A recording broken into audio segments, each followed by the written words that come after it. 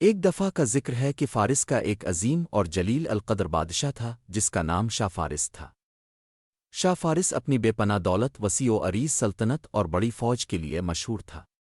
وہ ہر روز اپنی سلطنت کے مختلف علاقوں کا دورہ کرتا، انصاف کرتا اور اپنی رعایا کی مدد کرنے کا دعویٰ کرتا، لیکن وہ اپنے اندر ایک عجیب خالی پن محسوس کرتا تھا۔ اس کے پاس سب کچھ تھا مگر وہ دل سے خوش نہیں تھا۔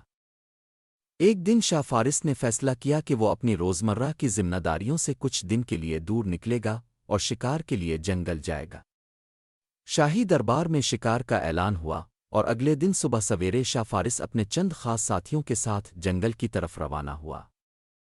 جنگل وسیع اور گھنا تھا، جہاں ہر طرف قدرت کے حسین مناظر تھے۔ درختوں کی اونچائی اور ہریالی، پرندوں کی چہچہاہٹ اور تازہ ہوا نے بادشاہ کے دل کو بہت خوش کیا۔ وہ اپنی گھوڑے کی پیٹھ پر سوار تھا اور شکار کی تلاش میں اپنی فوج سے آگے نکل گیا۔ اچانک ایک ہرن دکھائی دیا اور بادشاہ نے اس کا پیچھا کرنے کا ارادہ کیا۔ بادشاہ اور ہرن کے درمیان کافی فاصلہ تھا، لیکن بادشاہ نے ہمت نہیں ہاری اور اسے پکڑنے کی کوشش جاری رکھی۔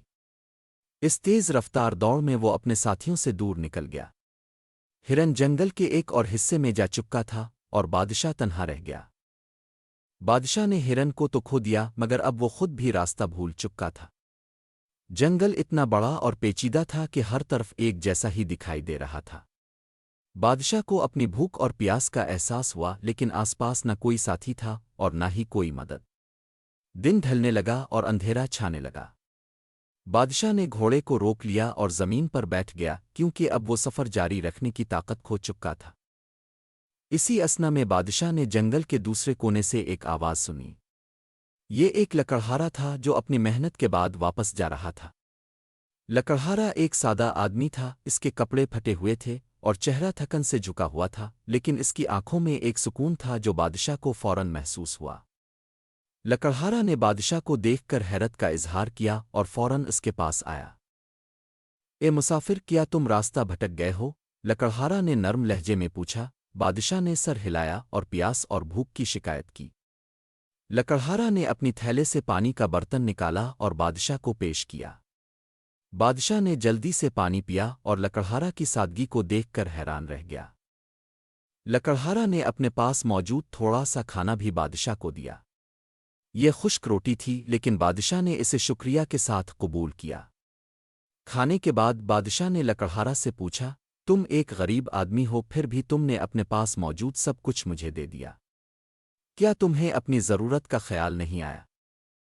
لکڑہارا مسکرایا اور بولا، جناب، یہ دنیا ایک عارضی جگہ ہے اور جو چیزیں ہمارے پاس ہیں وہ ایک دن ختم ہو جائیں گی، لیکن اگر ہم ان چیزوں کو دوسروں کے ساتھ بانٹتے ہیں تو ہمیں حقیقی خوشی اور سکون ملتا ہے۔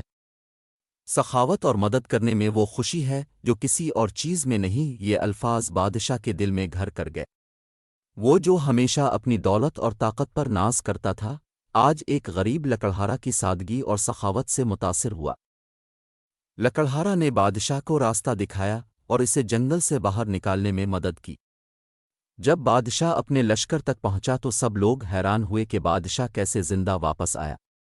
بادشاہ نے لکڑہارا کا شکریہ ادا کیا اور اسے محل آنے کی دعوت دی۔ جب لکڑہارا محل میں آیا تو بادشاہ نے اسے بڑی عزت و تکریم کے ساتھ بٹھایا اور اسے بہت سا انعام و اکرام دیا، مگر لکڑہارا نے سب کچھ لینے سے انکار کر دیا اور کہا، میری اصل دولت میری محنت ہے اور میری خوشی میرے سکون میں ہے۔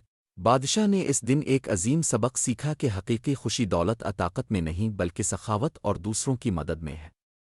اس نے اپنے محل میں اس دن سے ہر روز ضرورت مندوں کی مدد کرنا شروع کر دیا اور اپنی رعایا کے ساتھ انصاف اور سخاوت کا برتاؤ کیا۔ بادشاہ اور لکڑہارا کی اس کہانی سے ہمیں یہ سبق ملتا ہے کہ سچی خوشی دولت سے نہیں بلکہ دوسروں کے ساتھ محبت، سخاوت اور ہمدردی کے ساتھ پیش آنے سے حاصل ہوتی ہے۔